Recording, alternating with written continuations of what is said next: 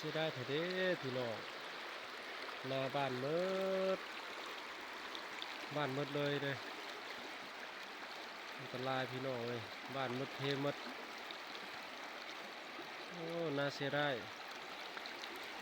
อันตรายอันตราย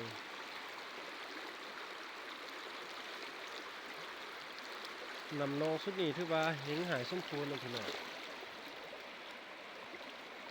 เพหมดเพหมดนำจะเป็นซ่องแคเลยพี่น้องทางนั้นก็ไปอีกสายหนึ่งทางนี้ก็ไปอีกสายหนึ่งโคตรเพเลยเสียดายดินไหดินนาเด้แต่ก่อนเฮ็ดนาเนาะพี่น้องตรงนี้นะแต่ตอนนี้เฮ็ดบ่ได้แล้วเพหมดน่ะมาถึงมันเป็นสายเดียวเนาะมาวันที่นี่มันเลยแยกเป็นซ่องสาย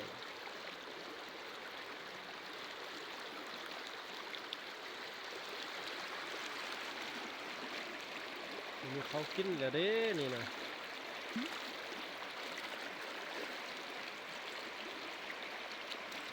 เสียดายดินไหดินนาดินสดๆเลยบ้านบุญละบ้านข้าวละบ้านนำมาเพิ่มเท่าไรละบ้านก็ใจละ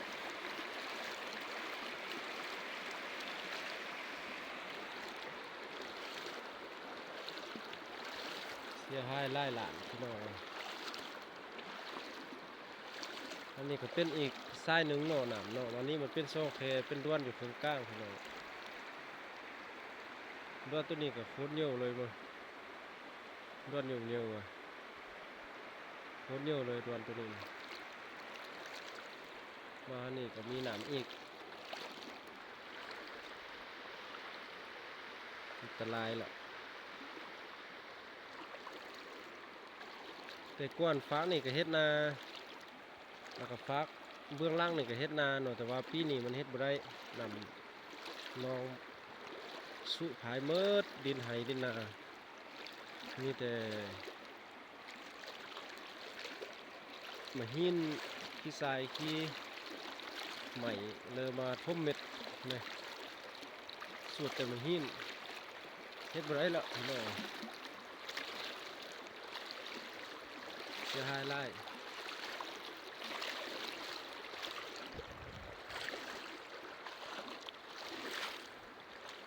นี่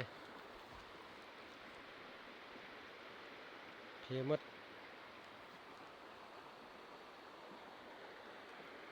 เหลือแต่ขี้หินขี้ทรายท่มหมดเนาะฝางนี่เนาะฝางนั่นก็คือกั้น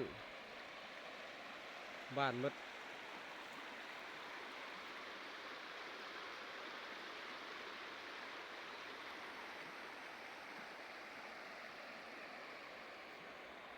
ทลายพี่น้องเอ้ย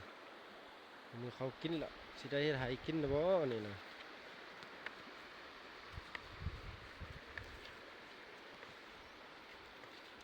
เชื่อว่านาหลายๆคนเนาะปีนี้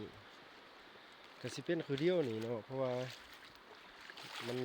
หนำนองมันนองหลายเทื่อโพดปีนี้3เทื่อ4เทื่อเชื่อว่าหลายๆคนก็คือสิเป็นแนวนี้เนาะให้นาหลายคนสิเป็นอยู่เพหมด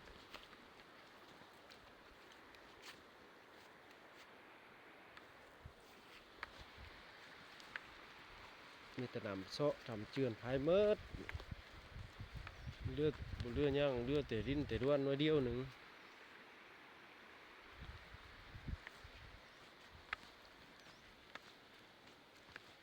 ตะลายพี่น้อง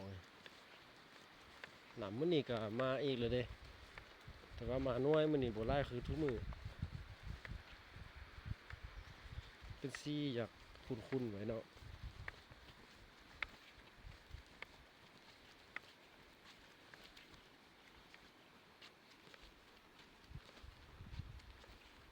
ครับทุ่งไร่ทุ่งนาพี่น้องบางปีนี่ก็ท่วมหัวพุ่นเนาะบอนทายพวกพุ่นแหละแต่บางปีนี่ก็บ่ฮอดสุดหลายก็บ่ฮอดแหละ10 ปี20 ปีมีจักเทื่อแล้วดอกว่าฮอดนาแคมน้ำนี่ลึกตลอดปีเด้อก็ลึกหมดนี่ทุกปีเลย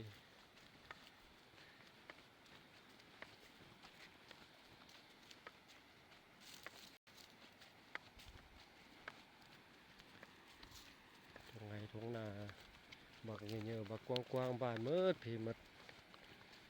บ่ได้เขาสามปีนี่เสียหายหลายอย่างพี่น้องเอ้ย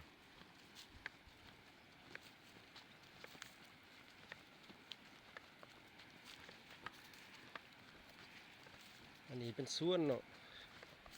สวนของชาวบ้านเฮ็ดเรียบเทียมแม่น้ำซ้ายนี่ปลูกผักปลูกหญ้าพอได้กินเลี้ยงครอบเลี้ยงครัวพอได้ซื้ออยู่ตามท้องตลาดราคาเพียงพี่น้องเอ้ยกว้างสมควรเนาะมีหลายเจ้ามีฮอดประมาณ10เจ้าพี่น้อง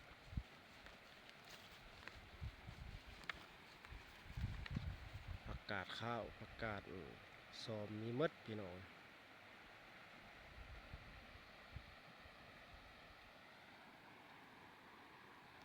เอาคลิปนี้ก็ฝากไว้ซ้ำนี้เด้อถ้าว่าผู้ใดมักก็ฝากกดไลค์กดแชร์กด Subscribe ให้ด้วยเด้อขอบใจ